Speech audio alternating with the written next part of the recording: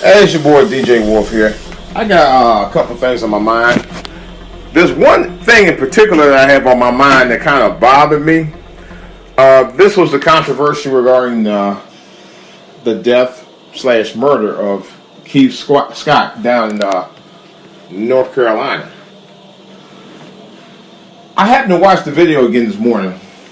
It was a YouTuber actually did a very, very good investigative report on it. You know, that he posted, and he did a very detailed account. He had 3 different shots of the video.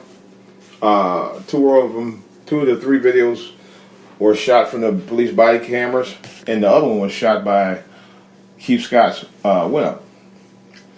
Now, a couple of things that bothered me about it. One thing that did bother me about this more than anything when I saw the video was that Keith Scott's wife was out there, you know, trying to get his attention. Yet she didn't talk to the police officers about trying to get his attention. You know, she could have been intervened and said, hey, could you let me talk to my husband? Let me ease him out. Knowing that he had a traumatic head injury. Now, if you know he had a traumatic head injury, you know he had issues. I would think if anybody will listen to anybody, he probably will listen to you.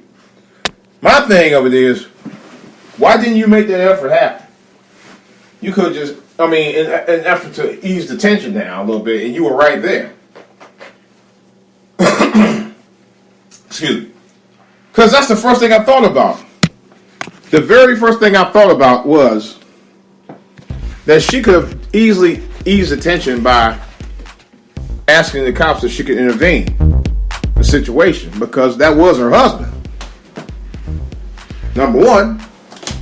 And number two, being that that is her husband, I would think, why the hell did you just ask the cops if you could talk to him? You know?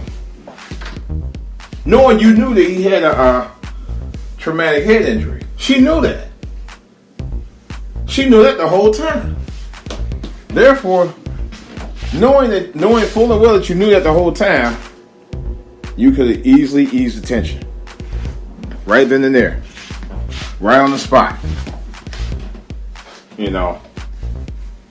Instead of hollering from the sidelines the way she did. And I'm not mad at her for not trying to make the effort to get him, help her ease down the tensions from what she was doing. But I would have thought it would have probably been a little bit more advantageous for her to have actually got the cops' attention to a point where she could have actually helped ease the situation. That kind of bothered me a little bit. And one of the things she was doing on sidelines was talking about, don't go there, he better not be shot, and blah, blah, blah. You know, I'm not saying that she didn't have a right to speak out, but by the same token, I think, there could have been other ways that things could have been handled. And I ain't saying not just by the cops, but her as well. Seriously. And again, like I said, I understand,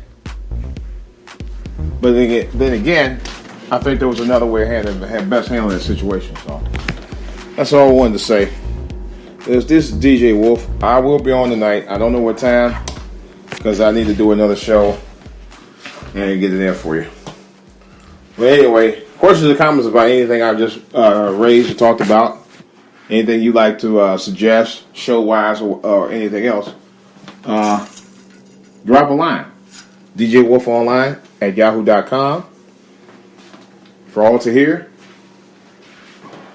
on YouTube, and at For All to Hear on Twitter. Alright, this is DJ Wolf. I got more to say about this and other subjects on the back burner, including the surprise comment that Patti LaBelle made at the end of our song at the National Museum of African American History and Culture. I'll talk to you about that later.